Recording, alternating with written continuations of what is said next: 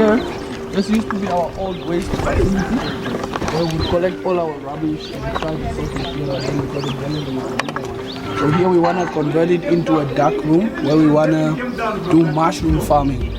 So we're just going to make it a little bit dark and then we can do mushroom farming, because mushroom farming is not like any normal plant. Yes. It's a little bit of a delicate plant which needs a lot of attention. So we're going to do a special room to make it a bit dark. And do some mushroom farming. How many horses do you guys have? We have 8 horses, 2 females and 6 males. This guy is Tom. He doesn't know how to live with other horses. So this is our old garden. This is our old garden where we used to do production first. On my left side, on your right, we have compost here. Not just any compost, we do vermicompost. If you went to Omamas, you saw that there are compost like heap compost. Yes. You have the pit compost. Yes. Now here we do vermicompost where we produce worms. Oh, vermiculture. Vermiculture, yes. We produce worms here, and as you can see, so this is vermiculture. We produce worms, and then the worms are microorganisms which we need in the soil, of course, to break down and activate nutrients. And you have all different crops. All different types of crops, you know. The greenhouses to protect them from harsh conditions such as water, heavy rainfalls and cold and all that. Yes. And then here, this is also, here we have, you can see that we are planting these different things. Here we are planting in these yogurt containers which we recycle from all the yogurt we buy for the gas and all that. Yes. Here we have some basil plants, and this is irrigation which we installed ourselves. I'm a irrigation specialist, I can call myself. Yeah, nice. Yeah, so I do a lot of irrigation when I'm outside. Do consultation as well with my uncle. We have our own farm and all that. Yeah, so we grow in these yogurt containers. The aim of this is actually to show you that you can actually preserve plants more in the soil by putting them in containers like this. Let's say you want to take some basil back to slab. Yes. Then we sell it to you in this yogurt container.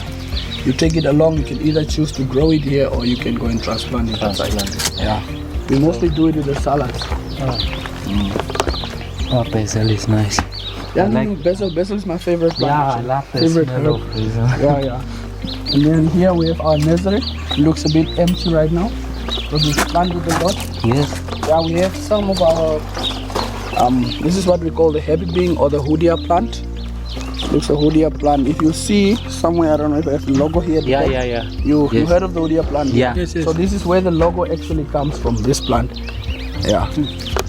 Call it the hoodia plant. Yeah. This is just where we seed our young plants and then we transplant them. The plan here is just to raise this so that we can be able to put this seed trays on top, so that we avoid things like fungal diseases and all that. Oh, yeah. It's a project which I'm still working on. Just need a bit of time. Project proposal. This is a classroom that we want to build here for our horticulture. We have one which is a bit smaller, but we want to be in the garden. Work in the garden, stationed here and all that. This is where we do all our practicals. So our practical field plots. You see, everyone did something to the best of their ability. Yes. Yeah. So this is where we do our practicals first. Just one. Before you plant, how do you prepare your land preparation? So we use vermicompost, one over here. Yes. We have hot compost which I'm going to show you in a sec. And then we mix them all with the soil, we incorporate it, we level it, we plant, and then we add mulch as well. This is Mr. Adrian, our practical facilitator.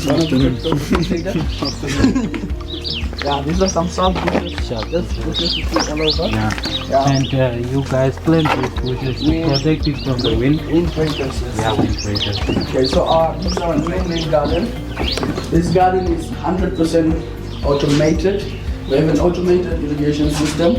These are called timers, which are calibrated with these two computerized systems. So you can set, you see the time of day you want it to water. What time should it start? How many times should it water? how long, how many days, you know, Yes. the season, which season, and all that. We just calibrate it here, and then you can go for your weekend, not have to worry about who's gonna water your plants. Automatically waters. So this is our garden. Yo. Yep. Wow. Yo. Yeah. It looks It looks, nice. Yeah. Wow. Yeah. This is where we do everything. Yeah. So all the salads, vegetable wise, everything comes from here. What we don't produce, we buy, but most of our vegetables we give it from here straight to the kitchen, so that the guests have a first-hand product with a lot of nutrients. Yeah. You know that we get our vegetables from SA, right? Now imagine if your lettuce has to come from South Africa, let's say Joburg, and then from Joburg it has to drive for 3 days to Windhoek, get stored in a pool truck, Yeah. sit in Spa for what, 7-8 days. It comes back with a truck to Wolwedans. You know that whole distance. Yeah. It becomes watery. It loses all its nutrients, and by the time it comes to your body, it takes. These are our herb section. We're from spearmint, lavender, celery, chocolate moon, cabbages. We do some English roasting as well. If we come this side, this is our orchard, our fruit orchard. It's just that the plants were in winter in dormant stage, so they don't look very nice. But you can see them recovering right now. In spring, Winter is always a bit. Winter is always a bit difficult. So they'll be blooming again. As you can see, the fig trees here. We have some ducks there. There's the acacia trees which you see all around the base. We seed them in the nursery, transplant them into this bed, and then you can actually adopt one. And we just plant it here. Our eggs, we don't buy any eggs. We have layers. We have 125 layers. Layer chicken. We just feed them organic sauces. We don't use any chemicals. It's 100% organic. Okay. We feed them some layer mash. They lay eggs. We get approximately 90 eggs a day. The number is reducing the longer you keep the chicken. So at some stage you need to replace it to keep up with the number. So now we are at a 90 to 100 eggs per day. Then if you come this side, this is where we keep our chicken during the day. It's also a fruit orchard. We keep our chicken here during the day just to avoid them getting stressed and all that. Because if you keep them in a enclosed area, a cage, you know, they get stressed and all that. So we try to release them during the day, just for them to have some, you know, full time to themselves and don't feel enclosed. Here we started our vineyard. As you can see, the grapes come all the way from here. We just put up this structure to guide them. Then hopefully now in spring they will start to blossom again. And towards December, you guys will Towards December we'll be having a lot of vines. Definitely, this is back corn, you know. And then he was happy. Use this grass for mulching. To cover the topsoil, of course. Yes. It's a very dry area, so we don't want to water too much. This is our propagation house. This is where we do propagation. We make new plants from other plants. You just take cuttings of it. You cut this guy off cut this branch off, and then you apply some root hormones. You plant it, and then it eventually develops roots, and then new plant. You guys are busy. Yeah, we are busy. So this is basically what happens. Take it, cut, plant it, it recovers, and then it's a new plant. This is basically. Nice.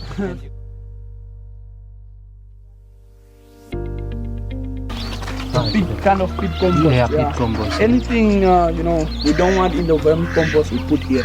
And then it just decomposes. So when we take it to the soil, we take some compost of here, some of the vermicompost, we mix it, put it in the bed.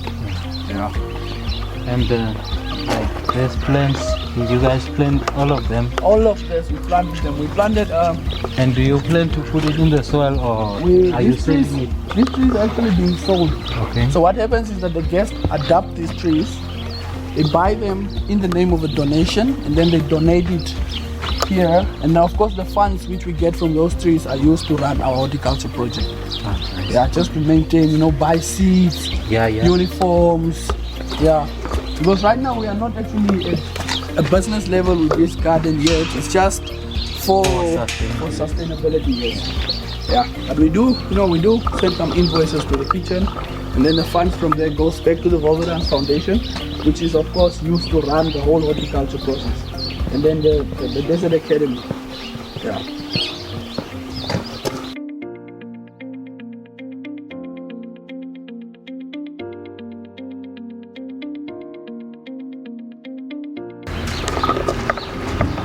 Kind of sort all the different waste that we have.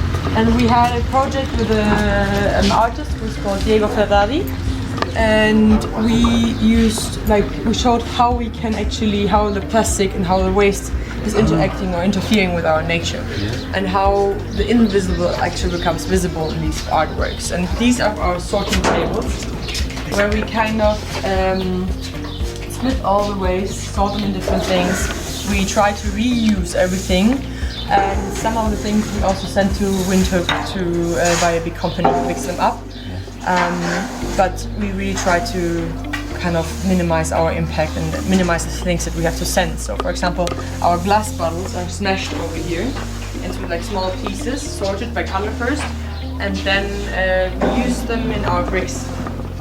So we mix them and we use them to build stuff actually. Or here for example, we clean them and we reuse them for our water bottles and whatever we need, like for dressing or anything that we can reuse. We try to do that as well. And we sort here, for example, you can see we have the corks, we have everything. We have like the plastic tub. So we really, the cigarette butts are more like for raising awareness of how much is actually smoked in the Wolwedans team and family. These are the big things that get sent to Windhoek. But by reducing the whole, I would say, for example, we use these cans. We reduce the volume of them, therefore we can send much more in less because we reduce the volume. And yeah, we're always trying to come up with new ideas how we can reuse those things, and the only things that we can't reuse we burn here once a week. Only the things that are like kind of like if you have, for example, sanitary products or things that are dirty and you can't send them and you can't separate them. And for example, up here you see a trial for like we try to use the cartoon and the Tetra Pak as isolation for the roofs. So we always like have a lab here to try new things and figure out how it could work. Exactly. And if you guys have like plastic, the cucumber. Yeah. We really try, for example, this one, of course, some things we have to recycle. But for example, the plastic bottles, we also use as bricks, so we fill them with sand. Sand, yeah. And we build all the houses are actually built with plastic bottles. Where are the houses that are built? Like the houses were like over there, like in the back.